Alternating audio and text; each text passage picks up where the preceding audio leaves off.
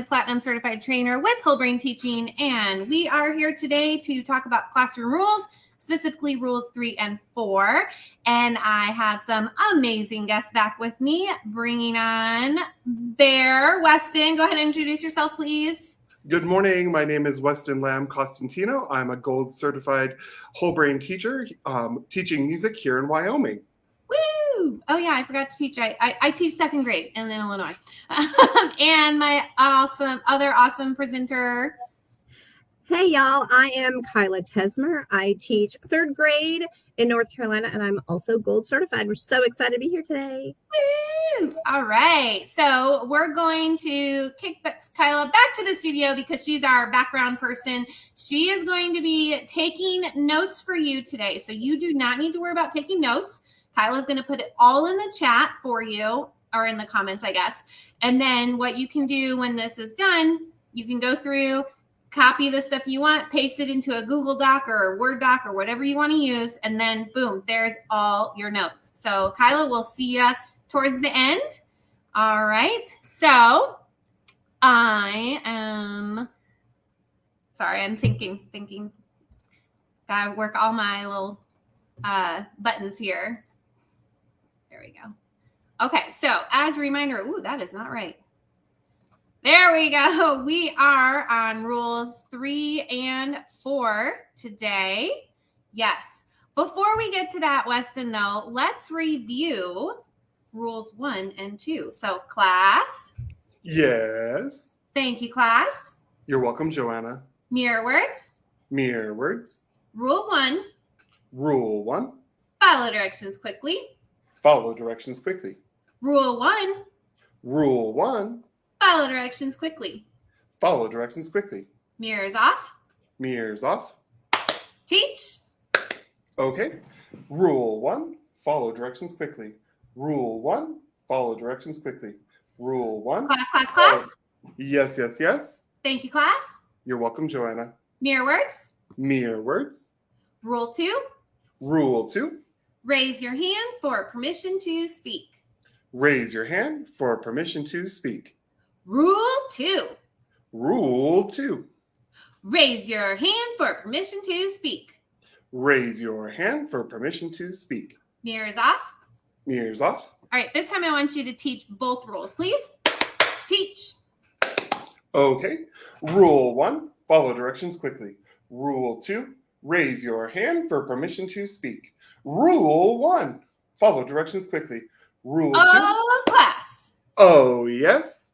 Thank you, class. You're welcome, Joanna. All right, we are going to move on to rule number 3. All right, here is rule number 3. Class. Yes. Thank you, class. You're welcome, Joanna. Mirror words. Mirror words. Rule 3. Rule 3. Raise your hand.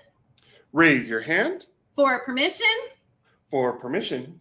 To leave your seat. Ah! To leave your seat. Ah! Rule 3. Rule 3. Raise your hand. Raise your hand. For permission. For permission. To leave your seat. Ah! To leave your seat. Ah! Mirrors off. Mirrors off. Teach. Okay. Rule number 3. Raise your hand for permission to leave your seat. Ah! Rule 3. Raise your hand for permission to leave your seat. Ah! Hey, class. Hey, yes. Thank you, class. You're welcome, Joanna. All right, silent mirrors. Okay, so rule 3. Wait, what did I just do? I don't know what I just did. Clicking too many buttons. All right, there we go. That's what I wanted. I wanted to show the poster for rule 3. So for rule 3, yeah, raise your hand for permission to leave your seat. This is probably our most flexible rule in whole brain teaching because you will have times where it's okay for students to get up. So for example, during small group time or independent work time, I don't make my students raise their hand because, especially if I have a small group at my table, I am not paying attention to what's going on beyond my table. So they're going to sit there like this for a long time. So I teach my students that during those times, they don't need to ask permission to get up. Some teachers will even put a Post-it note, like a green Post-it note over Rule 3, and that's the signal to the students that it is okay for them to get up if they need to throw something away or get a new pencil or whatever. So Weston, can you explain why Rule 3 is our most flexible rule? Thank you, Joanna. You're welcome. Rule number 3 is our most flexible rule because this is a rule that not always needs to be followed. When students are working independently, maybe the teacher has their own group, Rule 3 is not needed to be followed. They don't need to raise their hand for permission to throw away paper or do those things. And you could put a sticky note up there to guide the kids. I use a pause button for music. Just put the pause up on rule number 3 that lets them know that it's fine for them to go walking around the room. Perfect. Yeah. And you can also use hand signals. So in my classroom, if like, especially if we're down on the carpet and they're not at their desks and we're reading a book or something like that, if they need to grab a tissue, they'll show me a 2. And that way I don't even have to like stop talking. I just kind of wave a 2 back at them, meaning go, like, yes, you have permission. Also, this is how my students ask to go use the bathroom. They actually showed me a 3. I don't know why it's a 3. This is, anyways, that's not the point. They show me a 3, and if it's an okay time, I'll say, yeah, go ahead. Or if it's not, then I'll say, oh, can you wait? So that's how you can modify Rule 3. And I know there are teachers out there who don't use Rule 3 at all, and that's totally fine. There's no whole brain teaching police. Coach is not standing outside your classroom listening in. I'm sure he would love to do that. But he's not, and no one on exec board or staff is doing that either. So you get to make whole brain teaching work for you. So Weston, how can we, wait, hold on. I need to use my Wonder Words gesture. How can we power up Rule 3? I'm sure you're wondering. Yes, I know. Look, I just discovered I can, like, a little shortcut here. Sorry. Okay, so the first thing we can do to power up Rule 3 is the rule call out. Just like we did for Rules 1 and 2, we can randomly throughout the day call out Rule 3, and the students have to respond as fast as possible. Raise your hand for permission to leave your seat. So Weston, what is our rule call out?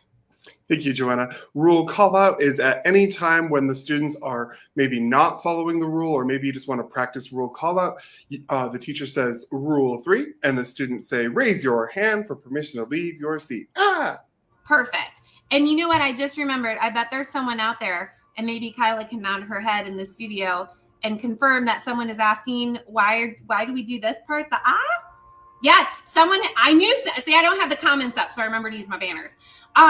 So the when I learned it, it was because it was like a bungee cord was pulling the student back to their seat. But then I think in the new book, it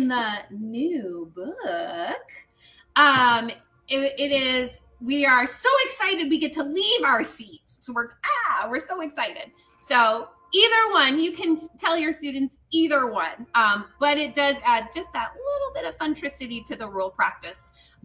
So don't leave it out, leave it in. It's fun. My kids love it. Okay, so our second power up is that turtle hawk practice that we talked about with Rule 2. So that same procedure, you're going to act this out with a student. Use your beloved rascal because they love doing this stuff. So you're going to say, okay, Jack, I'm going to start teaching and I want you just to get up out of your seat randomly.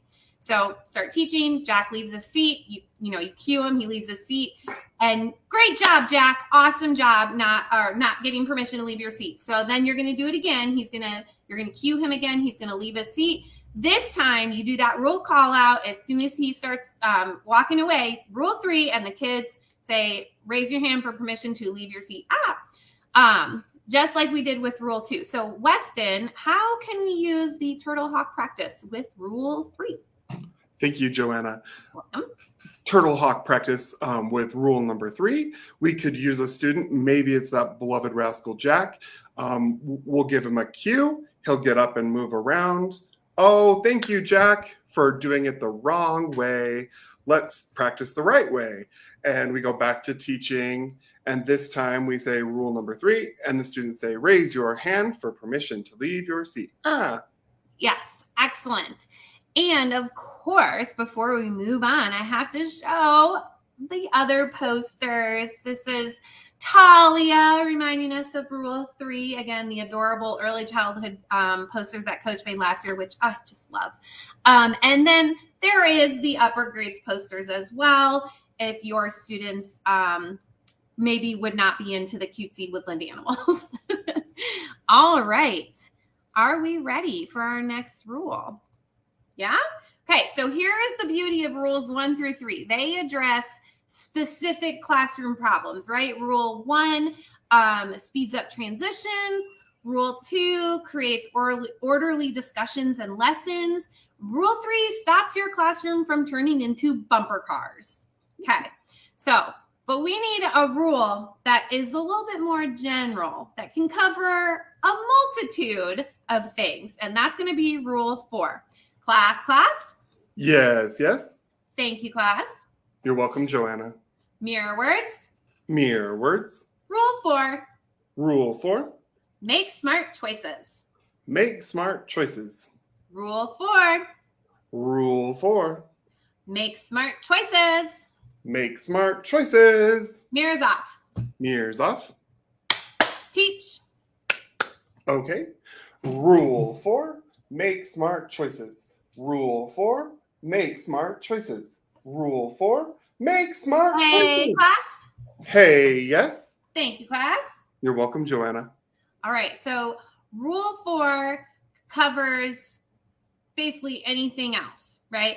And we can tie rule 4 into our content, into our literature. You can discuss the turtle foolish or hawk smart choices that are being made by characters in a story, or even people in history.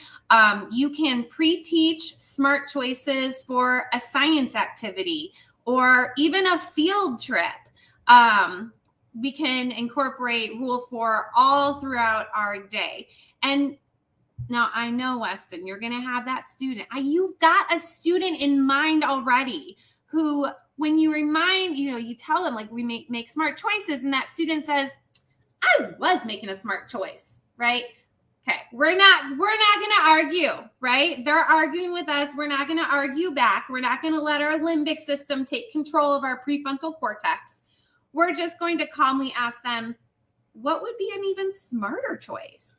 Because smarter choices are always possible. Always possible. Weston, what is the big key? We're going to tattoo it across our arm. What are we going to tell? What are we going to tell our students? Smarter choices are always possible. Yes, absolutely. All right, so we can do this. Of course, we need to power up our rule. I mean, what would our rule be without some power? All right. Oh, wait, hold on. I'm sorry, Weston. There we go. I'm sorry. I got too excited. All right. There's our graphic for rule 4. All right, so our first power up again is that rule call out. Yes, we want to still be calling that rule out. Rule 4, make smart choices. And for extra fun, I learned this from Sarah Metter when I went to her in-person conference 9 years ago, and it was amazing. She said that when she teaches her students rule 4, she does it in like a teenage girl voice, like make smart choices. And I love that. And that's how I teach that to my students. So when I call out rule 4, I hear 18 sassy second graders going, make smart choices. And it's amazing. Makes me smile. So yes, use rule 4, just like we've been doing with our other rule call outs. Weston, how are we going to use that first power up? Thank you, Joanna. Our first power up again is going to be our rule call out. We're going to say rule 4, and they're going to say, make smart choices. Yes. And our second way that we can power up rule 4 is the 2-finger action figure. That's a lot to say. Weston, can you say that like 3 times fast? two finger action figures, two finger action figures, two finger. Yeah. Right? It's like, even when I was typing it, I was like, I had to do it very slowly and say it slowly. Okay, so I love this quote from Coach B. He says, one of the most crucial occasions for making smart choices is when kids are outside of class, free from direct supervision, also known as recess. How many problems do we have every day from recess? Okay, so we're going to teach kids how to apply Rule 4 on the playground. This is before you go to recess, okay? Like an hour before. Don't do this as they're trying to go to recess. That's not going to work. It's got to be before. Okay, so you're going to tell the class that they're going to use their two finger action figures. Now they're action figures to act out foolish choices on the playground. Okay, they can do this right on their desk. And they're going to tell their partner about the foolish choices, the foolish actions and words that their action figures are doing and saying. Okay, so Weston, what's the first part of those the action figures? The first part of the two finger action figures is for students to practice acting out what it would be like in unstructured time to maybe not make smart choices. Yes. Then after their action figures are making some foolish choices, then they're going to have their action figures make smart choices. And then they would tell their partner, here, these are the smart choices that my action figures are making. This is what it looks like. This is what it sounds like. So what's the second part of that, Weston? The second part of that is we're now going to make our two-fingered action figures make smart choices, and we're going to tell our partner the smart choices and smart things that our two-finger action figures could say. Perfect. Yes. Ooh, we got one like for that, Weston. Can we get some more? Come on, this is genius. People, this is genius. Give Coach some love for this genius idea. I haven't done this yet. I haven't used this as strategy yet. I know, but I am excited to use it this year. I am excited. Okay, you can also use this. I don't know. Well, Weston, you're a music teacher, so I don't know how often this happens to you.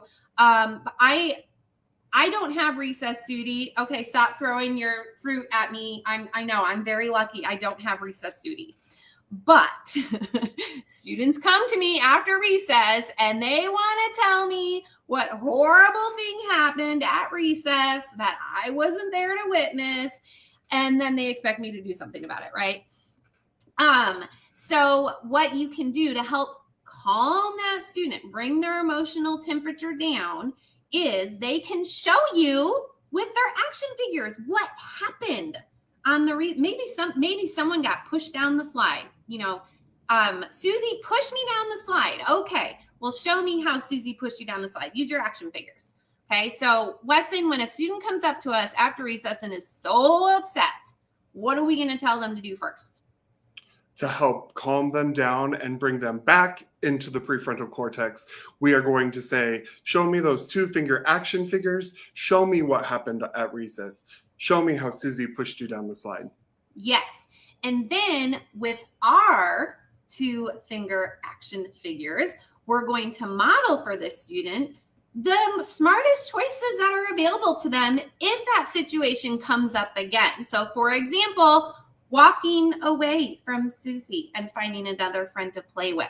We're going to model for them those choices. And then we could even have their two-finger action figure join our two-finger action figure in practicing that smart choice. Weston, what's the second part of this recess shenanigans that might happen here? Thank you, Joanna. I'm loving this. The second part of the shenanigans that we're talking about is once they've showed us with their two-finger action figures what did happen, we're going to role play the smarter choices. So maybe instead of being on the slide with Susie, we walk away. Maybe instead of engaging with Susie, we walk over to the teacher or to a different group of students. Yes. And then lastly, if you need to, you can follow up with Susie and have Susie or teach Susie's 2-finger action figures smarter choices that she can make on the playground if needed. That may not be needed every time, but that is also an option. And then I think that also could help Susie's limbic system. You know, she won't feel so attacked. This is just, you know, hey, let's use our action figures to figure out some smarter choices. So Weston, what's the final piece that we can use if we need it? The final piece would be, we could also use the 2-finger action figures with Susie and talk about what choices maybe she could have made that were smarter than the choice that hurt another student. Yes, perfect. Okay, so we're going to review the 2 rules that we've covered today. I'm going to go back up to my banner. No, yes. Okay, so class. Yes. Thank you, class. You're welcome, Joanna. Mere words. Mere words. Rule 3. Rule 3. Raise your hand. Raise your hand. For permission. For permission. To leave your seat. To leave your seat. Ah! Rule 4. Rule 4. Make smart choices. Make smart choices. Mirrors off. Mirrors off. Teach. Okay. Rule 3. Raise your hand for permission to leave your seat. Ah! Rule 4. Make smart choices. Rule 3. Raise your hand for Class. permission. Yes. Ooh, thank you, class. You're welcome, Joanna. 10-finger woo to you, Weston, for making me laugh when you did your rule 3. Woo! Thank you, Joanna. That was great. Okay, so I think now with perfect timing, we have about 8 minutes left to do some questions. So Kyla, I'm going to bring you back on. Hi, I didn't warn you before I did that. Sorry, here you are. But were there any questions rather than me scrolling through? Were there any that popped out to you? There were not a lot of questions, but did you show, I wasn't 100% paying attention, the cute poster and the upper grade poster? No. You're so cool. Thank you. Okay, so I'm trying to see how. Oh, look at that. Okay. I wasn't sure if I did that, if it would get rid of Kyla. I'm glad it did not. I love rule 4. Look at Harry the lion. He is so proud of himself because he is making smart choices. I mean, just adorable. He got little Lulu the bunny on the side there. I didn't mention this the other day. If you look closely down at the bottom, there are little story starters. Like if this one says, once upon a time, Harry and Lulu. And you could use those as prompts for students to make up stories about Harry and Lulu making smart choices. So a little bonus there for you. And then is the upper grades poster as well to remind students what the gesture is. Yes. Thank you, Kyla, for reminding me about that. Welcome. Yeah. Was there anything else? I know that those of you who are familiar with the virtues or the happies, those do go with rule 4. We do not have enough time to do the virtues today, but Skittles is going to be doing the virtues next week in 2 parts. So be on the lookout for that. She's going to teach you what the virtues are or the happies. And so when you do your rule practice and once your students have learned all of the virtues, they will add that in after rule 4. So, yes. Is there anything else? Oh, thank you, Pam. She gave us our rolling 10-finger woo. Yes. Awesome. Yeah. Nothing else. Man, this might be a short one today. I'm fine with that. I mean, like you guys know what I'm doing. I'm going to the pool because that's what I do every day. We go to the pool because it's summer and what else, that's what you got to do. And I read my book. So, okay, guys. Well, yeah, I don't see that. Yes. Thank you so much for coming, everyone who's live right now. And thank you to those of you who are watching this later on. And we will see you. I am working my tan. Thank you. Thank you, Patricia, for noticing. I am working my tan. Question, Joanna, I'm going to stop you. Yes. there's a good question. In the first few days of school, how often do you rehearse the rules? Just before you get off real quick, since we have time. Your goal is 5 times a day, which I know sounds like a lot, but first we need the kids to know these rules and like actually use them. So this keeps it fresh in their mind. But also it's a great way to reset the class. It can take the place of a brain break. Don't get me wrong. I love me some Go Noodle, but having the kids, tell the kids, practice the rules while you're with a partner, while you're running in place, or your goal is 5 times a day. I know coach would like you to do it 5 times every day for the entire school year. I have to admit, I get a little complacent.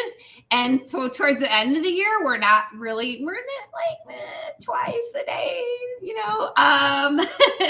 but I told coach that was my goal for this next year, is to be much more consistent with practicing the rules multiple times throughout the entire year. So yes, great question. Do I make a list? Here, I'm going to show this question. Do you make a list of when to leave your seat with or without permission for yourself? Yes. So like I said, I teach this to the students.